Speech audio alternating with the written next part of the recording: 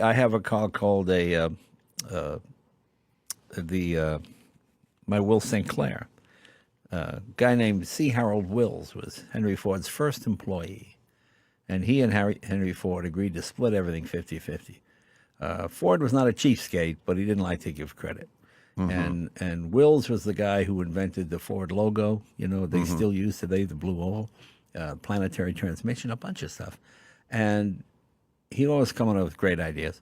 And like everybody else who worked for Henry Ford, they fought, and he took his millions of dollars worth of stock that he had by 1912 and started the Will St. Clair Car Company. And he built an overhead cam V8 bevel drive, a very sophisticated motor. And Henry Ford said, nobody wants to go 70 miles an hour. Believe me, you're not going to sell this thing. Oh, no, I'm not going to sell it. And it was going to be a reasonable price car. And by the time he finished, it was very expensive. It was close to $4,000 when a Model T was $260. And they sold 12,000 of them, but at that rate, again, depression hit and then went out of business. And so to find one of those is pretty rare. There's only about 80 of them left in the world. But I managed to find one in a storage container down in San Diego. You know, I just hear from people that have old cars. And when I heard Will St. Clair, yeah. So I went down to look at it, and there it was. So, well, people have a thing with cars that is sort of unlike real estate or other things people sell, which is they want the car to go to the right place. Many people do.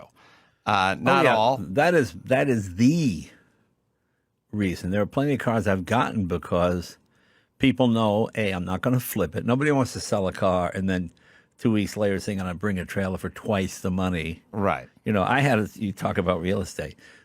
My wife and I, we used to live up on Del Zorro, and we had a house. And so when I was selling up in the Hollywood Hills, when I was selling the house, we're asking, I came up with 300 something like that, and this woman shows up with a kid, single mom, and my wife says, "Oh, let's sell it to her. Let's give her a break." I said, "Well, honey, we're knocking a lot of money out."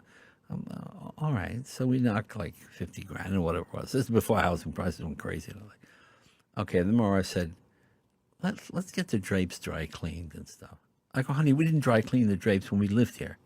Well, no, but we're giving her, she's got a kid and it's going to be done. Oh, all right. So take the dry clean, go on dry clean. Oh, so we sell her the house. Right? And we feel pretty good about that. And about a month later, I said, let's go by and see how I get there just as the bulldozer and I see my drapes being crushed, and I go, and what happened? Like, well, it turned out the woman worked for a realty company, and she was just flipping it. Yeah, she goes with his kid and pretends to be. Oh, interesting. With the sob story, and we I felt like the biggest rube. Yeah, hilarious. I went, oh. But I remember just seeing, but my drapes. I just saw the bulldozer go just crunch them up in it. Oh, yeah. They just knocked it down and put some sort of Iranian palace in there.